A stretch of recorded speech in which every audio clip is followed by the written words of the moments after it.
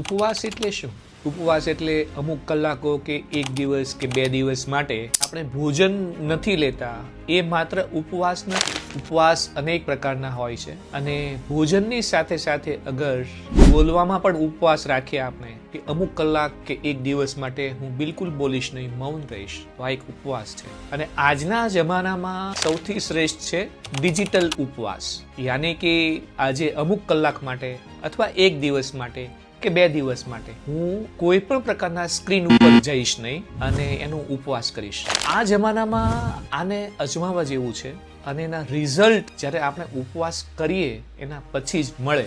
અને એવું નથી કે આજે ઉપવાસ કરો તો રિઝલ્ટ તમને 10 દિવસ પછી દેખાય. આજે ઉપવાસ કર્યા છે, કોઈ પણ ડિજિટલ ના હોય કે મૌન ના હોય કે ભોજન ના હોય, એનું રિઝલ્ટ તુરંત જ દેખાશે. હા, તમે ચાહો તો મારી સાથે તમે એક્સપિરિયન્સ, અગર તમે આવું કર્યું હોય અને તમને એનો અનુભવ થયો હોય તો તમે મારી સાથે એક્સપિરિયન્સ શેર કરી શકો છો.